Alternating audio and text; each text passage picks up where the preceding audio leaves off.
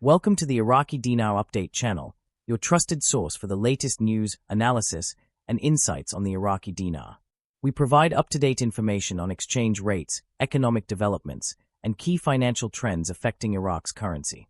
Whether you're an investor, trader, or simply keeping an eye on the market, our channel delivers accurate reports, expert opinions, and government policy updates to keep you informed. Stay tuned for real-time updates and in-depth discussions on the future of the Iraqi dinar. The recent call by U.S. Representative Joe Wilson for immediate sanctions on Iraq's state-owned Revaluation Bank underscores the intensifying scrutiny over Baghdad's financial operations, particularly in relation to its dealings with militias and its treatment of the Kurdistan region.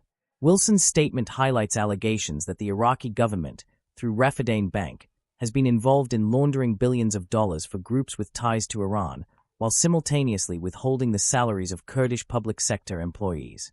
His remarks reflect a broader trend within the U.S. Congress, where an increasing number of lawmakers are advocating for a more aggressive stance against Iraq's financial institutions, particularly those perceived to be enabling illicit transactions that strengthen Iran-aligned actors in the region. This development comes at a time of heightened geopolitical tensions, with Washington seeking to curtail Tehran's influence across the Middle East while also ensuring that U.S. allies, such as the Kurdish Regional Government, KRG, are not left vulnerable due to financial pressure from Baghdad. Revaluation Bank, Iraq's largest and oldest state-owned financial institution, has long been a pillar of the country's banking system.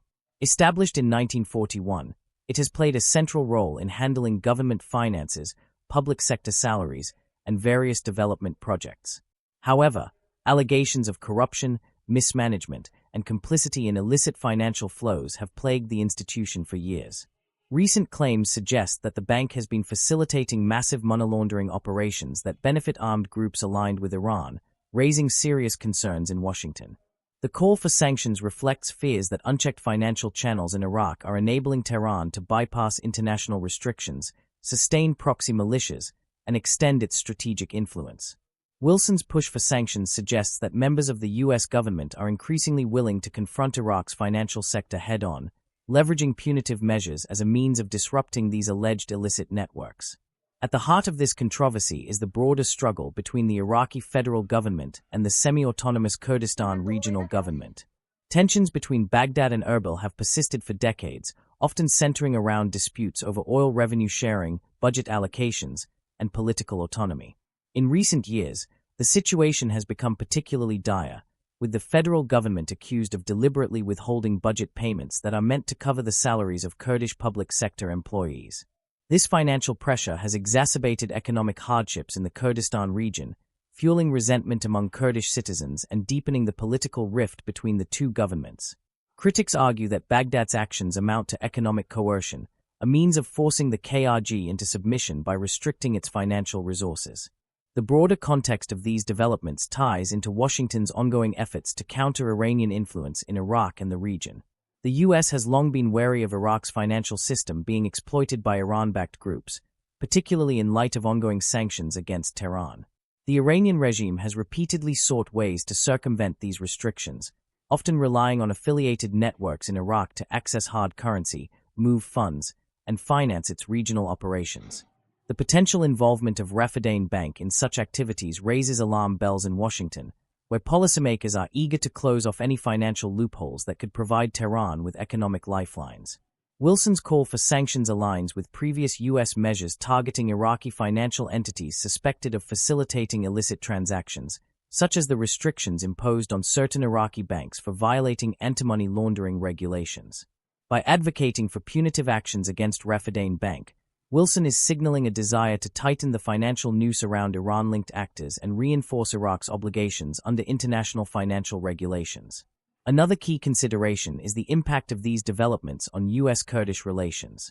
The Kurdish region has historically been one of Washington's most reliable partners in Iraq, playing a crucial role in counterterrorism efforts and regional stability. However, economic hardships caused by Baghdad's budget policies have placed immense strain on the KRG, limiting its ability to govern effectively and maintain security. If the U.S. chooses to impose sanctions on Revaluation Bank, it could serve as a message to Baghdad that financial manipulation against the Kurds will not be tolerated. At the same time, Washington must weigh the potential repercussions of such a move, as it could deepen divisions within Iraq and lead to unintended consequences. A weakened central government could create further instability, which in turn could be exploited by extremist groups or foreign actors seeking to advance their own agendas. Furthermore, the question of financial oversight and transparency in Iraq's banking sector remains a pressing concern. Despite efforts to reform the financial system, corruption and inefficiencies continue to undermine confidence in Iraq's institutions. The allegations against Revaluation Bank highlight broader systemic issues that have long plagued the country's economy, including weak regulatory enforcement, political interference in banking operations, and a lack of accountability for financial misconduct. Addressing these challenges will require more than just sanctions. It will necessitate comprehensive reforms, international cooperation, and a commitment from Iraqi authorities to implement meaningful changes. If Baghdad fails to take concrete steps to improve financial oversight, it risks facing further punitive actions from the international community, potentially isolating its banking sector and limiting access to global markets. Wilson's call for sanctions is just one component of a broader U.S. strategy aimed at countering illicit financial flows, restricting Iranian influence, and ensuring that Iraq's banking system operates in accordance with international standards. Whether these efforts will lead to meaningful changes or simply exacerbate existing tensions remains an open question. For now, Iraq's financial sector finds itself under the microscope, with potential consequences that could shape the country's economic and geopolitical trajectory for years to come. Thank you for tuning into the Iraqi Dinar Update channel. We appreciate your support and engagement as we continue to bring you the latest news, analysis, and updates on the Iraqi Dinar. Be sure to subscribe and turn on notifications so you never miss an important update. Stay connected with us for real-time insights, expert discussions, and market trends. Until next time, stay informed and keep watching for the latest on the Iraqi Dinar. See you in the next update.